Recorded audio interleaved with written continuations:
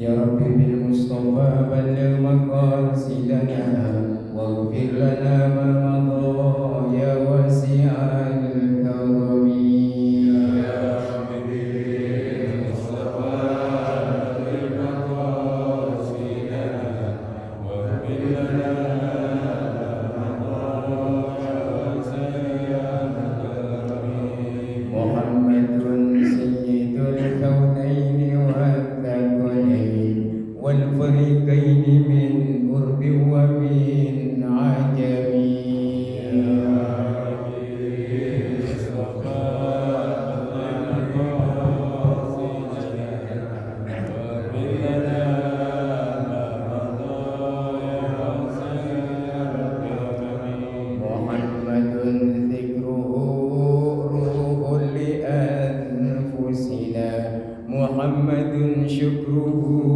فرد على الأمم يا ربي بالمصطفى بلغ مقاصدنا واغفر لنا ما مضى يا واسع الكرم اللهم صل وسلم وبارك عليه وعلى آله بسم الله والحمد لله والخير والشر بمشيئة الله والصلاة والسلام على رسول الله سيدنا وحبيبنا وشفيعنا ومولانا محمد بن عبد الله وعلى آله وأصحابه ومن تبعه ونصره ووالاه ولا حول ولا قوة إلا بالله أما بعد سبحانك لا علم لنا إلا ما علمتنا إنك أنت العليم الحكيم رب اشرح لي صدري ويسر لي أمري واحلل عقدة من لساني يفقهوا قولي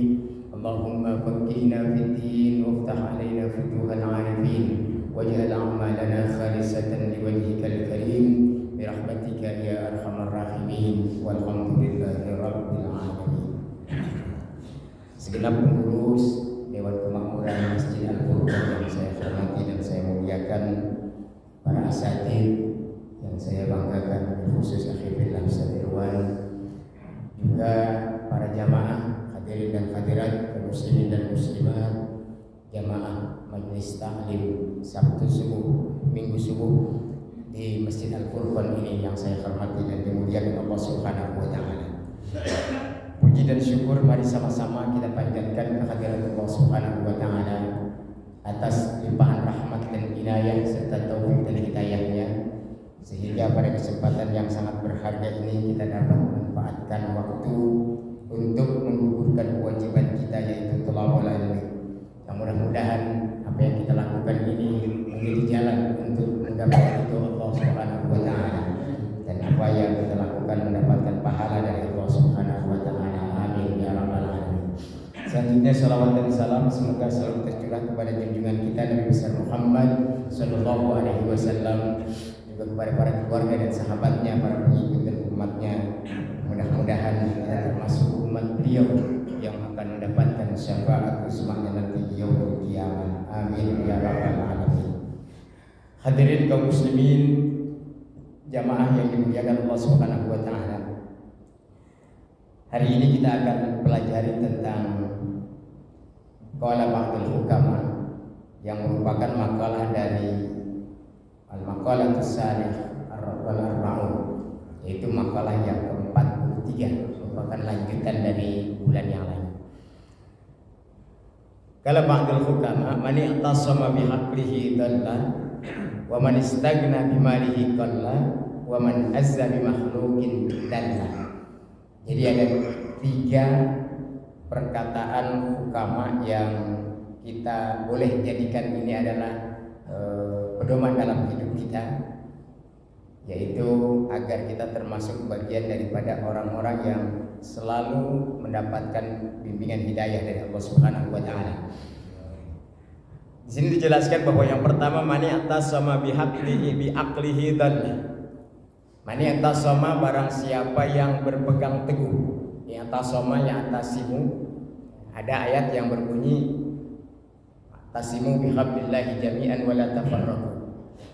Jadi kita diajarkan untuk berpegang teguh di jalan Allah Subhanahu wa taala. wala tafarraqu, dan jangan bercerai-berai. Jadi kata i'tasama ini artinya adalah berpegang teguh atau i'tamada yang artinya bersandar. Di sini jelaskan aimani i'tamada fi aklihi fi umurihi wa lam ya'tamid Allah ta'ala fi dzalika lam yahtadi ila shawab. Jadi orang yang hidupnya dalam urusan apapun dia hanya mengandalkan akalnya, mani atas sama bi aklihi. Dia hidupnya itu hanya mengandalkan atau menyandarkan dirinya kepada akalnya, berpegang teguh kepada akalnya, bahwa pendapatnya itu adalah pendapat yang paling benar. Maka di sini dijelaskan justru dengan akal tersebut dollah, maka dia akan menjadi orang yang sesat. Jadi orang yang mengandalkan atau menggantungkan segala urusannya itu dengan akalnya, walam ya'tamid 'alallahi ta'ala, dan tidak bergantung, tidak bersandar kepada Allah Subhanahu wa taala, bidzalika, dalam urusan tersebut, lam yahtadi, dia tidak akan mendapatkan petunjuk ila shawab, kepada kebenaran. Artinya untuk mendapatkan kebenaran itu bukan berdasarkan dari akal kita. Karena akal itu hanya merupakan bagian daripada petunjuk yang Allah berikan, tetapi di atas itu ada lagi yang lebih tinggi. Makanya di dalam kitab Tafsir Al-Maraghi di sana dijelaskan petunjuk Allah Subhanahu wa taala itu ada beberapa macam. Dari mulai hidayah yang dinamakan hidayah ilham. Kemudian setelah hidayah ilham ada hidayah namanya hidayah khawas. Habis khawas ada akal. Jadi akal itu baru yang ketiga. Nah, setelah akal baru ada agama ad-din, dan setelah ad-din ada yang namanya hidayah yang paling tinggi, yaitu at-taufik. Jadi akal ini tidak bisa dijadikan pedoman buat kita untuk menentukan hak yang batil, kemudian yang halal dan haram, yang benar dan salah. Karena al-haqqu mir rabbik, kebenaran itu adalah dari Tuhanmu. Sebab kalau kebenaran ini yang menentukan adalah akal kita, maka sangat tergantung akal yang dimiliki oleh manusia itu. Sehingga akhirnya apa yang terjadi? Akal-akalan. Karena yang diandalkan kebenaran itu berdasarkan akalnya. Sementara akal manusia antara satu dengan yang lainnya tidak sama. Nah, oleh karena itu, untuk menentukan hak batil, halal haram, benar salah, boleh apa enggak, ini adalah bukan akal kita, tetapi adalah petunjuk Allah Subhanahu wa taala yang berikutnya, yaitu agama. Nah, tadi saya katakan dalam Al-Maraghi itu dijelaskan ada hidayah yang namanya ilham. Ilham ini petunjuk Allah Subhanahu wa taala untuk ke seluruh makhluk yang ada di dunia ini. Itu mengikuti petunjuk Allah Subhanahu wa taala dan tidak bisa terbantahkan. Misalnya Allah menciptakan matahari terbitnya dari barat, dari timur, ya. Terbit dari timur. Ini nggak pernah terjadi matahari terbit dari barat kecuali nanti mau kiamat. Dia mengikuti petunjuk Allah Subhanahu wa taala. Kemudian manusia dari mulai dilahirkan, kan urutannya begitu, dari mulai dilahirkan, kemudian jadi bayi, kemudian jadi anak-anak, setelah jadi anak-anak jadi remaja, dewasa, yang pada akhirnya mati. Itu urutan. Dan ini adalah ilham, petunjuk dari Allah Subhanahu wa taala. Jadi semuanya mengikuti petunjuk Allah Subhanahu wa taala. Nah, kemudian yang kedua ada lagi hidayah yang namanya hidayah al-khawas, yaitu adanya panca indera. Diberikan oleh Allah Subhanahu wa taala makhluk, ada yang makhluk hidup, ada yang makhluk ya mati. Nah, makhluk hidup ini bisa mendekati kebenaran karena dia mempunyai khawas, yaitu panca indera. Bisa kita bandingkan. Sama-sama makhluk hidup. Yang satu pohonan, hidup dia. Kemudian yang satu binatang, hidup dia. Tetapi kedua-duanya ini beda dalam menentukan kebenaran. Yang punya panca indera seperti binatang, walaupun dia tidak punya akal, tapi ada insting. Coba deh, kalau ada kucing, kita jalan nih, kucing di jalanan, kemudian kita bawa motor, kucing itu menghindar. Apa dengan akalnya? Bukan. Karena kucing itu nggak punya akal. Dengan instingnya. Tapi pohonan ada di jalanan, kemudian kita suruh pergi tuh pohonan karena kita mau lewat, pergi nggak dia? Nggak pergi. Itu yang ada panca indera, berarti ada peningkatan. Nah, kemudian ada lagi adalah hidayah akal. Nah, ini yang diberikan kepada manusia. Manusia dengan akalnya itu menjadi makhluk yang paling sempurna. Laqad khalaqnal insana fi ahsani taqwim. Sungguh aku ciptakan manusia itu fi ahsani taqwim, dalam bentuk yang paling sempurna, dalam bentuk yang paling bagus. Salah satu kebagusan, keistimewaan manusia menjadi makhluk yang sempurna itu adalah karena diberikan akal oleh Allah Subhanahu wa taala. Makanya manusia itu hidupnya selalu dinamis. Ada perkembangan terus karena punya akal. Dari akal inilah kehidupan manusia semakin berkembang, semakin berkembang. Tetapi itu tidak bisa dijadikan pedoman untuk menentukan kebenaran. Karena kebenaran ada ditentukan oleh hidayah berikutnya, yaitu ad-din, hidayah agama. Agama yang menentukan halal dan haram. Agama yang menentukan hak dan batil. Agama yang menentukan boleh atau tidak. Agama yang menentukan baik atau buruk. Sebab kalau kita yang menentukan, akal kita yang menentukan, maka kehidupan ini akan semerawut. Sebab biasanya akal itu dikendalikan oleh kita untuk menentukan kebenaran sesuai dengan keinginan kita, selera kita. Ya, kadang-kadang tidak sesuai dengan ajaran agama. Kalau kata akal kita, oh ini benar, kita benerin itu. Kayak zaman sekarang ini kan banyak yang tidak mengikuti aturan agama karena menurut akalnya benar, akhirnya dibenerin. Sampai kawin sama binatang aja dibenerin. Ya, belum lama kan viral itu. Ya. Ada orang nikah masal lagi, nikah sama kambing, pakai ada acara ijab kabul, kan geblek namanya. Nah ini karena akal-akalan, jadi dibenerin oleh akalnya. Agama membolehkan nggak itu? Nggak boleh. Ya. Sebab tidak boleh kawin dengan binatang. Dan lagi akalnya gimana gitu ya digunakannya. Masa nikah sama binatang, kemudian siapa walinya? Dan dihadirkan itu binatang. Bapak-bapak lihat gak sih kemarin? Sempat ada kan itu viral ya. Jadi binatang nikah sama binatang, binatangnya dihadirkan. Dan ini mah semuanya geblek, semuanya gila, semuanya PA. Dari mulai pengulunya, kemudian yang nikahnya, sampai walinya, sampai kambingnya juga mau lagi itu dinikahin. Na'udzubillah min dzalik. Nih kalau berdasarkan akal. Nah, oleh karenanya akal tidak bisa menjadi pedoman untuk menentukan hak, batil, halal, haram. Sebab ada di atas akal itu, yaitu kebenaran itu adalah ad-din, agama. Maka Allah Subhanahu wa taala mengatur kehidupan manusia ini dengan agama. Ya, dengan agama inilah dimasuk ke dalam akal, kemudian bisa dilaksanakan ajaran-ajaran agama tersebut. Makanya Al-Quran menyatakan al-haqqu mir rabbik, yang namanya kebenaran itu datangnya dari Tuhanmu. Wala takunanna minal mumtarin, dan jangan sekali-kali menjadi orang yang ragu terhadap kebenaran Al-Quran. Nah, jadi kalau kebenaran itu ditentukan oleh akal, maka akal manusia yang berbeda-beda itu akan tidak bisa sinkron, tidak bisa sama. Seperti musim panas kayak gini nih. Kata tukang es kan, alhamdulillah musim panas. Akalnya menerima musim panas. Begitu datang musim hujan, kata tukang es, ya hujan. Esnya nggak laku. Jadi kebenaran itu sekali lagi jangan bergantung kepada akal kita, tetapi kebenaran itu adalah bergantung kepada Allah Subhanahu wa taala. Sehingga kalau kita bergantung kepada akal kita, di sini jelaskan dalla, maka kita akan sesat. Kita akan keliru di dalam menjalani kehidupan ini. Nah, jadi sekali lagi kebenaran akal yang menentukan adalah sesuai dengan selera akalnya sendiri. Oleh karena itu akan terjadilah kekacauan. Jadi menentukan baik, buruk, kemudian halal, haram itu adalah ad-din, yaitu agama. Tetapi di atas agama juga Pak ada lagi ada apa namanya hidayah yang lebih tinggi lagi yang namanya at-taufik.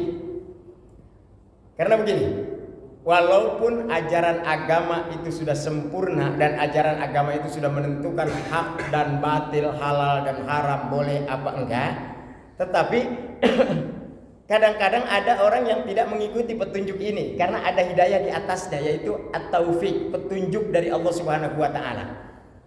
Kayaknya jangan heran kalau ada orang yang sudah beragama kemudian dia tidak melaksanakan ajaran agamanya karena enggak ada at-taufik. Jadi hidayah taufik ini adalah hidayah yang paling tinggi. Oleh karena itu kalau kita rajin ngaji, bisa melaksanakan sholat, kemudian juga sering berbuat baik kepada Allah maupun kepada sesama manusia, ini bersyukur sekali. Kenapa? Karena hidayah disempurnakan oleh Allah Subhanahu Wa Taala buat kita sampai kepada hidayah yang paling tinggi. Nah ini nggak bisa dibuat-buat, karena Allah Subhanahu Wa Taala yang memberikan petunjuk ini. Cuma sebagai manusia kita harus berusaha untuk mendapatkan hidayah tersebut. Jangan sampai kita meninggalkannya, jangan sampai kita melupakannya. Jadi sekali lagi, untuk kebaikan, untuk kebenaran, untuk yang hak itu kita bergantung kepada Allah Subhanahu Wa Taala. Jangan bergantung kepada kita. Makanya Nabi Shallallahu Alaihi Wasallam bersabda, "I'til ma'ruf wajtani bil munkar."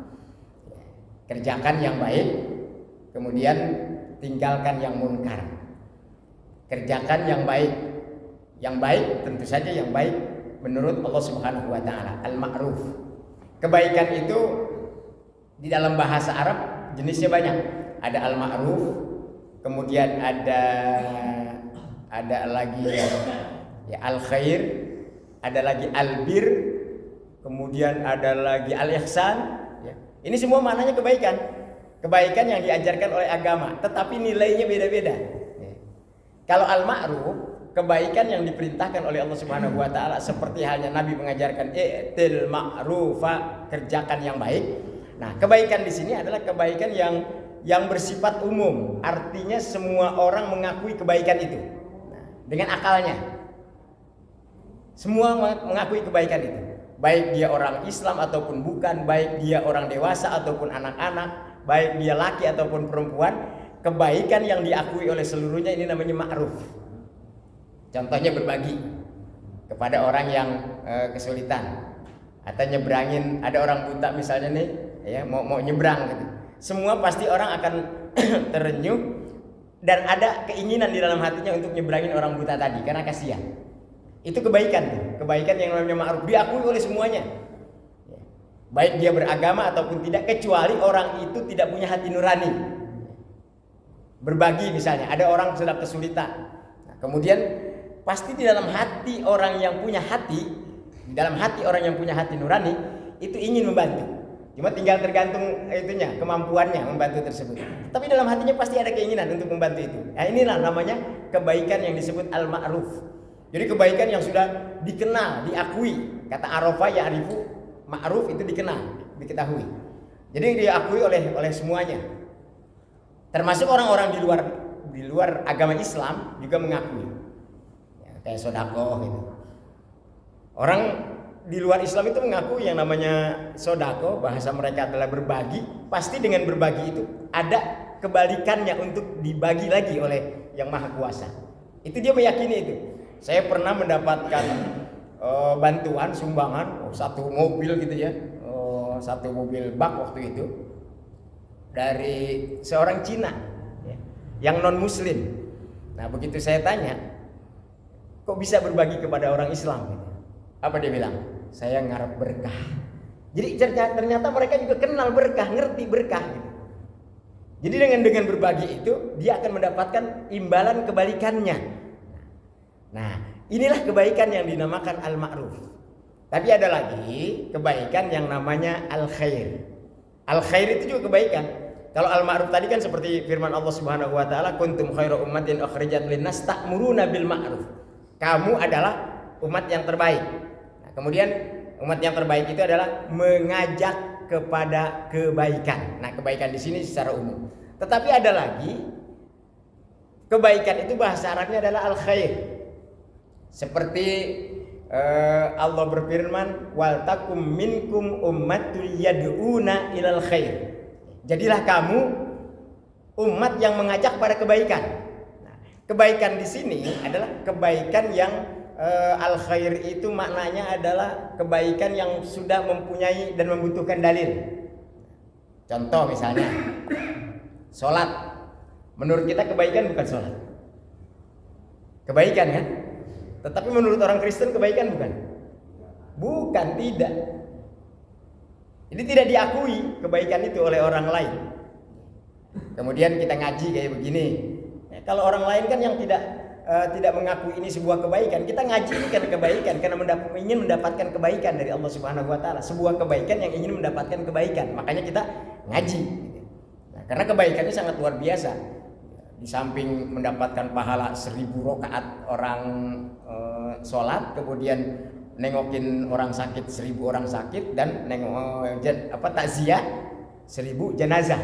Itu kan kebaikannya, salah satu kebaikannya, dan banyak lagi kebaikannya. Nah, kita ingin mendapatkan kebaikan itu. Tetapi ini hanya diakui oleh kita. Jangankan orang di luar Islam, orang Islam aja kadang-kadang nggak mengakui ini kebaikan. Ngapain capek-capek gitu kan? Malah kadang-kadang ada yang bilang bingung dia melihat emak-emak pada ngaji mulu setiap saat. Kan ada yang kayak gitu. Itu orang Islam.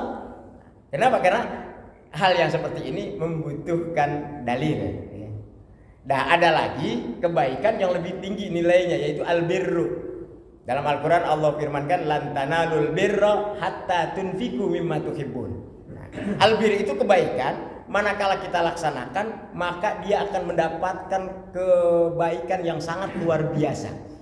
Lan tanalul birra, kalian tidak akan mendapatkan albirra, yaitu sebuah kebaikan, hatta tunfiku, sampai kamu bisa berinfak, bisa berbagi, mimma tuhibbun, sesuatu yang kamu cintai. Itu kebaikan yang namanya albir. Misalnya gini, mau lebaran nih, kita punya 2 sarung. Ada BHS yang harganya 1 juta, kemudian ada Wadimor.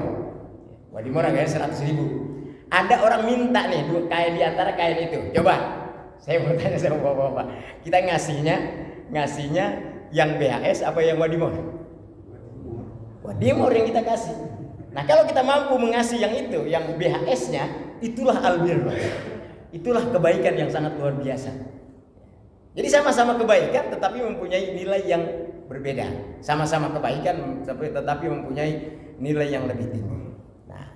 Nah, ini semuanya dikelola oleh akal kita. Makanya kebaikan itu, kebenaran itu, halal dan haram itu tidak ditentukan oleh akal, tetapi bersandar kepada Allah Subhanahu wa taala. Sebab kalau bersandarnya kepada akal kita, maka tergantung akal kita itu sendiri yang menentukan. Nah, ada lagi kebaikan itu yang bahasa Al-Qur'annya adalah al-ihsan. Al-ihsan kebaikan juga. Cuma kebaikan al-ihsan itu adalah kebaikan yang berasal dari hati nurani dan diakui oleh seluruh manusia yang berakal. Contohnya apa? Berbuat baik kepada kedua orang tua.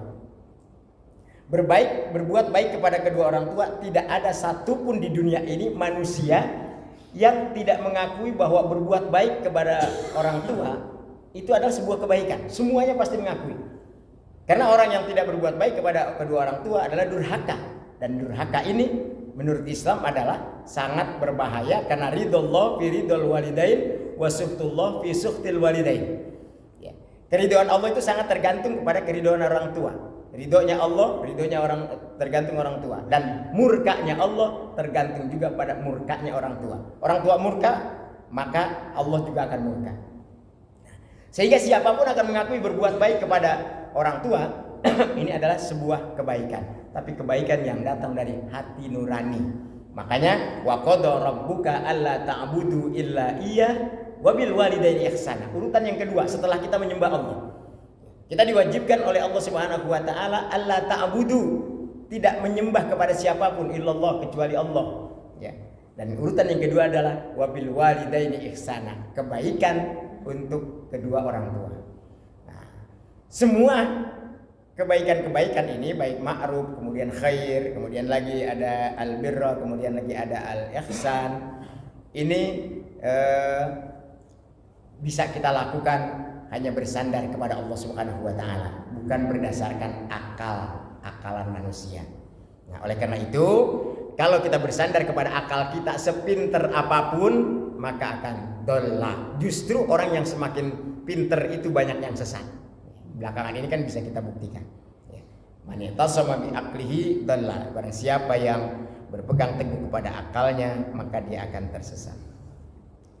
Nah, jadi kesimpulan dari kalimat yang pertama ini adalah bahwa kita dianjurkan meskipun akal kita itu adalah anugerah Allah Subhanahu wa taala yang sangat istimewa, bahkan sebagai bentuk dari Allah Subhanahu wa taala ciptakan manusia menjadi makhluk yang paling mulia karena itu ada akalnya, tetapi jangan kita jadikan akal ini sebagai pedoman dalam kehidupan kita, tetapi kita harus bersandar kepada Allah Subhanahu wa taala.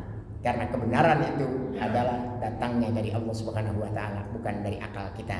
Dan akal kita menerima kebenaran itu karena akal Allah ciptakan memang untuk merupakan sebuah hidayah untuk mendapatkan petunjuk dari Allah Subhanahu wa taala. Itu yang pertama. Kemudian yang kedua, wa man istaghna bimalihi qalla. Orang yang hidupnya maniktafa, artinya adalah maniktafa, yaitu yang menjadikan merasa bimalihi dengan hartanya lam yakfihi, tidak mencukupi, maka kalau orang itu dianggap sedikit atau miskin.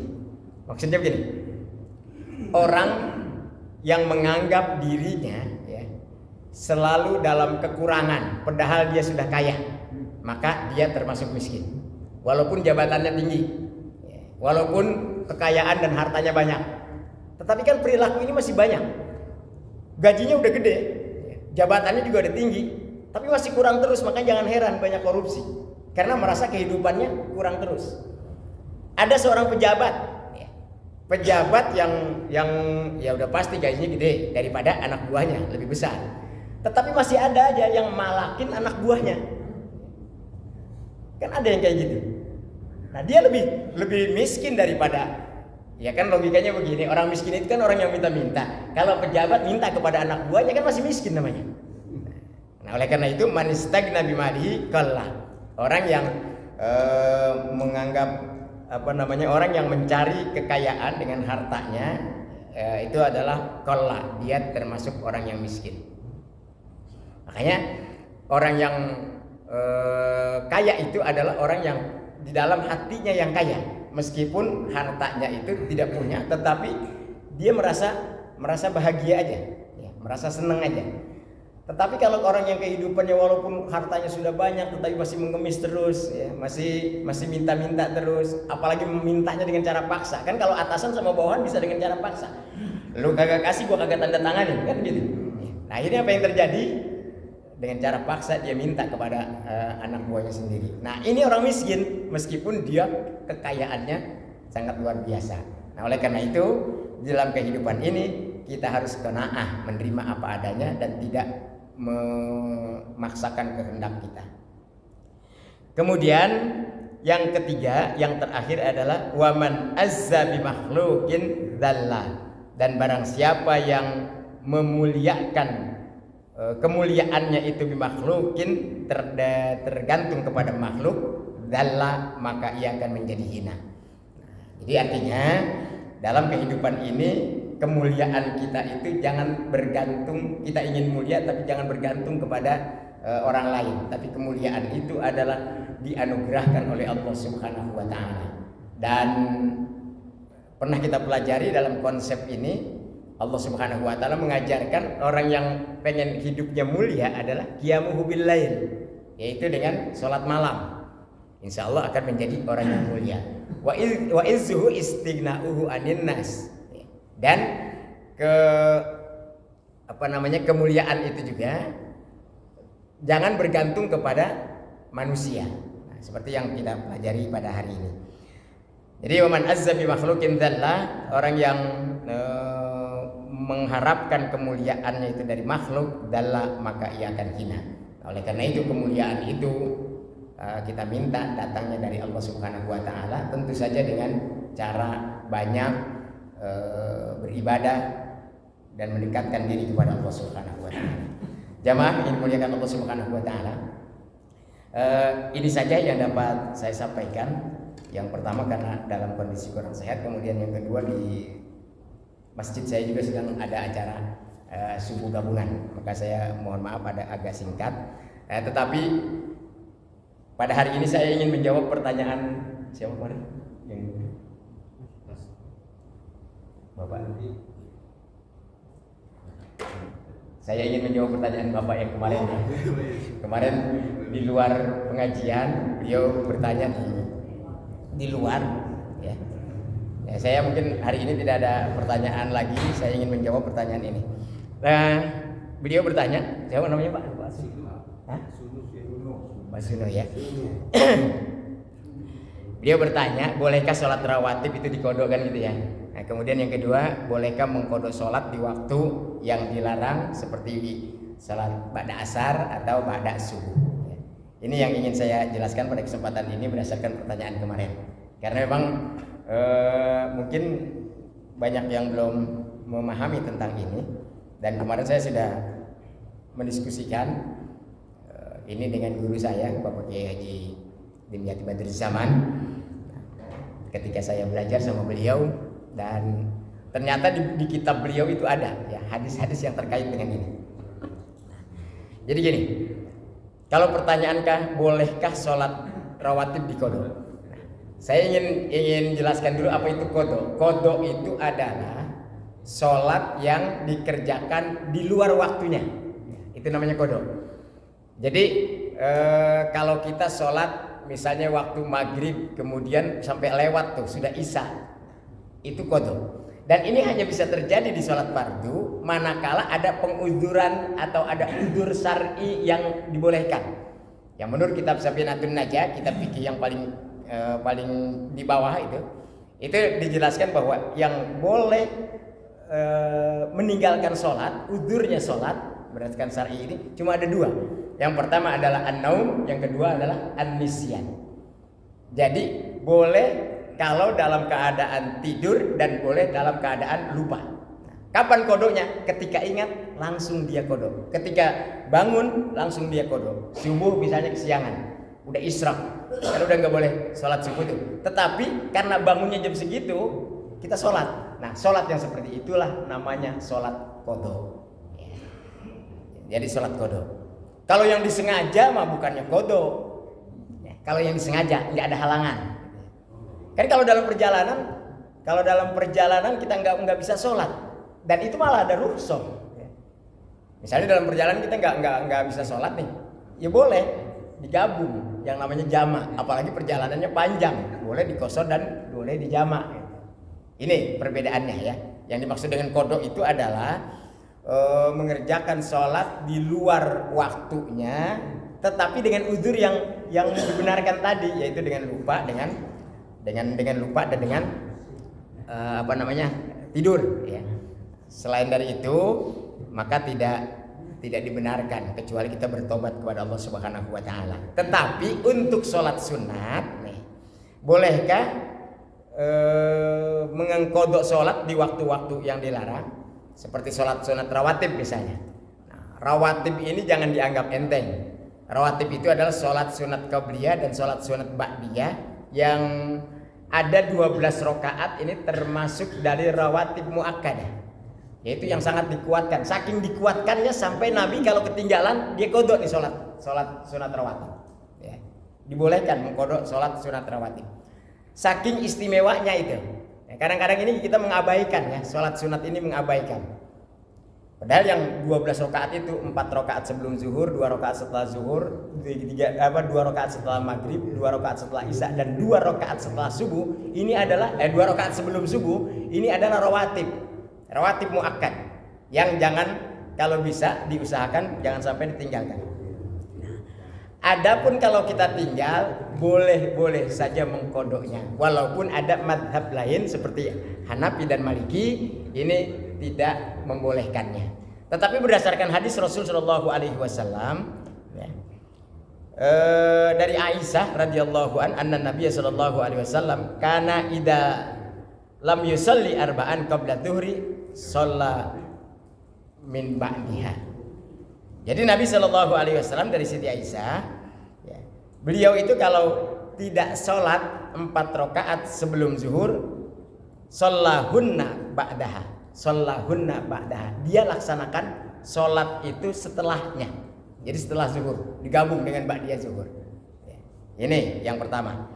Kemudian di dalam kitab Tuhfatul dalam sebuah kitab ya, Tuhfatul Akhwadhi kalau tidak salah. Wal hadisu, dan hadis ini yadullu ala mas'uliyatin, menunjukkan bahwa ini adalah sebuah persyariatan, ya. Al muhafadzah ala sunani, yaitu menjaga daripada salat sunnat rawatib allati qablal faraid, yang dikerjakan sebelum salat fardu. Dan salat ini menunjukkan hadis Nabi Shallallahu Alaihi Wasallam ini menunjukkan bahwa dibolehkannya untuk melaksanakan salat qobliyah dilaksanakan setelah ba'diyah kalau tertinggal. Nah, jadi artinya keterangan ini menjelaskan bahwa kalau kita tertinggal salat rawatib, maka boleh dilakukan selain daripada waktunya salat rawatib itu. Misalnya zuhur, karena begitu sampai sini udah sholat berjamaah, kan kita tertinggal nih, ya, sholat rawatibnya, maka boleh dikerjakan di waktu ba'diyahnya. Itu hadis yang pertama. Kemudian bahkan di dalam hadis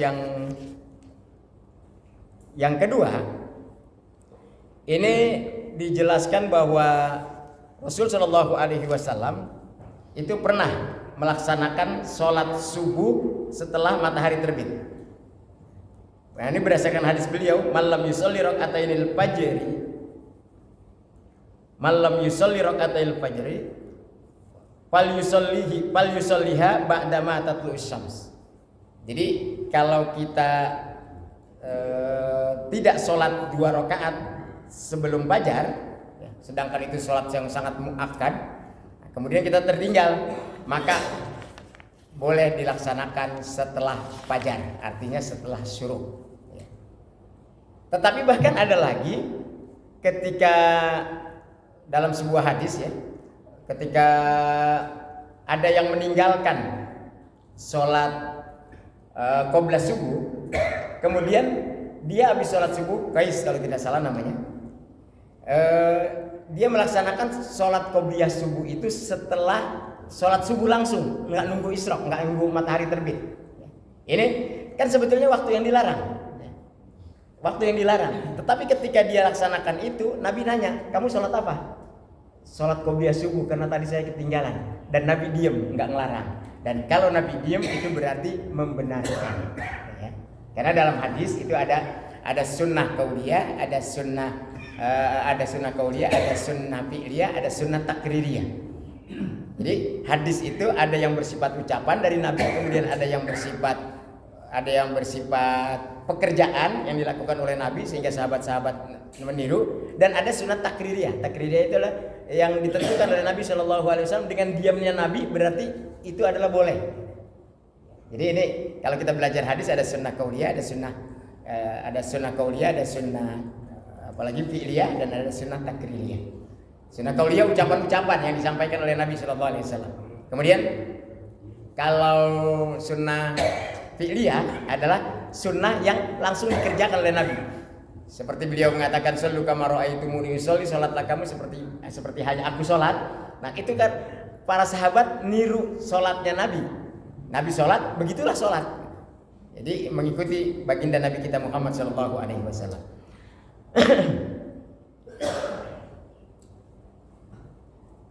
Nah, kemudian ada juga, ya, Nabi Shallallahu Alaihi Wasallam pernah melaksanakan anna Nabi Shallallahu Alaihi Wasallam qadar rak'ataini lataini ba'da dzuhri ba'da salatil asri lama syagalahu nasim min bani Abdul Qais. Dari Ummu Salamah, Nabi Shallallahu Alaihi Wasallam pernah mengkodo 2 rakaat yang setelah zuhur, dilakukan ba'da salatil asri, malah dilakukan setelah salat asar. Ini kemarin yang ditanyakan, ya, Pak. Ini hadisnya ada, ya. Jadi Nabi Shallallahu Alaihi Wasallam mengkodo sholat mengkodo sholat setelah zuhur itu dilakukan setelah asar malah. Sedangkan sholat asar ini kan ada dua masalah. Yang pertama adalah dilakukan selain daripada waktunya. Kemudian yang kedua dilakukan pada saat dilarang sholat, gitu kan? Pada asar dilarang sholat, tetapi Nabi Shallallahu Alaihi Wasallam melakukan itu. Nah, cuma sekali lagi, hal yang seperti ini, seperti yang dikatakan oleh Imam Nawawi di dalam kitab Al-Majmu'-nya beliau mengatakan bahwa ini adalah istihbabu qada'in nawafil. Jadi dibolehkannya untuk mengkodok sholat-sholat sunnah. Tetapi wakala Abu Hanifah wa Malik wa Abu Yusuf fi ashhurir riwayah anha la yaqta. Jadi kalau Imam Hanafi dan Hanafi dan Imam Maliki ini madhabnya tidak perlu dikodok kalau sudah tertinggal sholat-sholat sunnah itu. Tetapi madhab Syafi'i ini membolehkan kodok tersebut. Jadi terjawab ya Pak, sudah. Alhamdulillah.